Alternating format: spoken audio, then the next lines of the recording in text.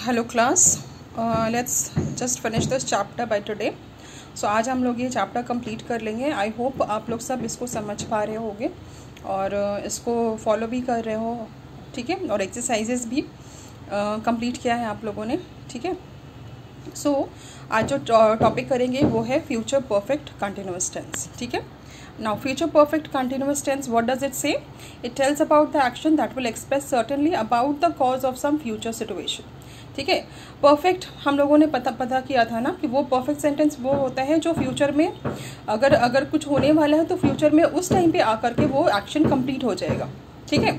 और perfect continuous क्या बताता है? वो एक्शन का कॉज बताता है जो एक्चुअली में होने वाला है सिचुएशन पे डिपेंड करते हुए, ठीक है। इसकी रूल्स क्या है? Will have been plus ING। Always remember, अगर हैव बीन है, ठीक है, तो that means it is a continuous sentence, okay. Now as because it is will have been, so ये क्या हो जाएगा आपका फ्यूचर परफेक्ट कंटिन्यूअस टेंस, ठीक है। सो पॉजिटिव, नेगेटिव और इंटरोगेटिव का क्या फॉर्मेशन है? We will have been meeting you by tomorrow. हम लोग कल तक मिलेंगे, ठीक है।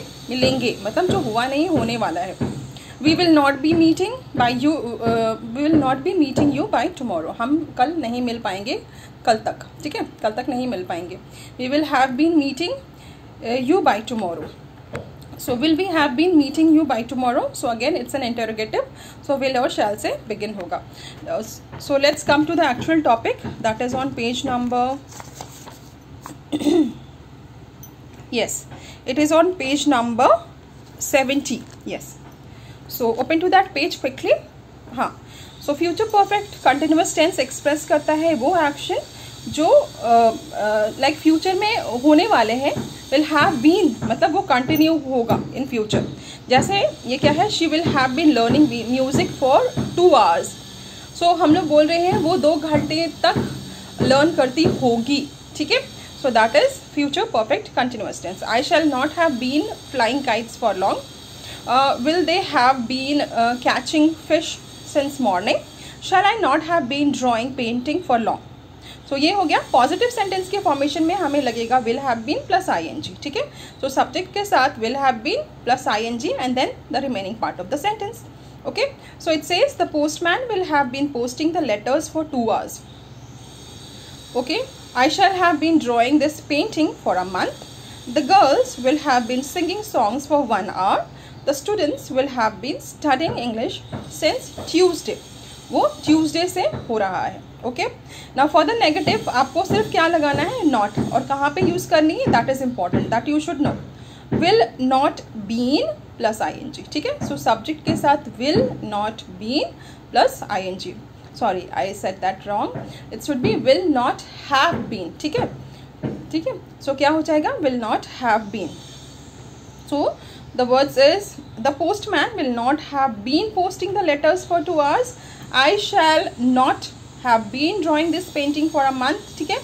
The girls will not have been singing songs for 1 hour.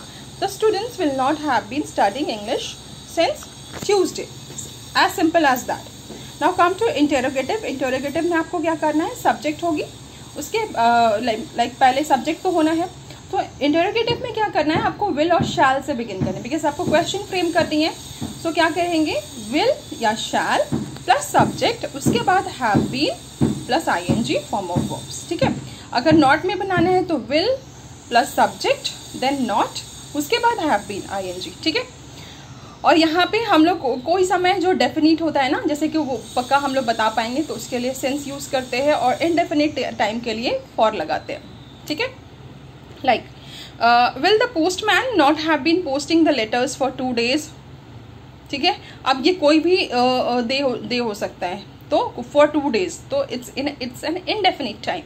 What will you have been doing for a month? Will the girls have been singing songs for 1 hour? Will the students not have been studying English since Tuesday, ठीक है। सो यहाँ तक ये जो है topic cover हो गया है। और जैसे ही हम लोग ये एक्सरसाइज भी कंप्लीट कर लेंगे, so then after that this chapter is done totally, ठीक है। ये चैप्टर आपकी पूरी तरह से कंप्लीट हो जाएगी। सो आई थिंक मैं जो नेक्स्ट टॉपिक लूँगी वो है लिटरेचर, ठीक है। सो हम लोग लिटरेचर करेंगे from the coming week, probably poems, I will begin with the poem, ठीक है। और नेक्स्ट वीक ही आप लोगों को पता है ना, आपके क्लासेस का डे है थर्सडे कॉपी सबमिशन का, so you will get the notice for that also. लेकिन मैं क्या बोल रही हूँ, आप लोग जो जितने भी वर्क है उसे कंप्लीट करके रखो, okay, that would help you, because अगर ज़्यादा वो पाइल्ड अप हो गया ना बहुत सा, बिकॉज देखो ये चैप्टर में ही बहुत सारे एक्सरसाइजेज हैं, है ना, if you could see there are so many exercises. So what I would suggest कि तुम लोग बाकी एक्सरसाइजेज जो है, if you could write B, ठीक है, बी अगर तुम लोग बुक में कर ले रहे हो तो इट्स फाइन, तो मुझे ए लिख करके दे दो। अगर कोई कर चुके हैं both, then there is no problem. बहुत अच्छे स्टूडेंट हो आप लोग मेरे, बहुत अच्छे, और व्हाट शुड आई से, हर चीज़ अप टू डेट रखते हो, then I am very much proud of you all. अगर नहीं किया है so yes there is an option, आप लोग को भी अच्छे स्टूडेंट हो, but the thing is complete your work, don't leave it like that. क्या करो, एक्सरसाइज ए सभी टॉपिक से कर लो कॉपी में, और बी को बुक में करो, बुक में कंप्लीट करके रखो, okay, but don't leave the work undone. हाँ, ऐसा मत करना कि ए कर लिया और बी किया ही नहीं, सो देन बाद में प्रॉब्लम हो जाएगी, बिकॉज लास्ट मोमेंट में तुम लोग इसी के थ्रू ही रिविजन करते हो ना, सो ये हेल्प करेगा। I hope I am clear.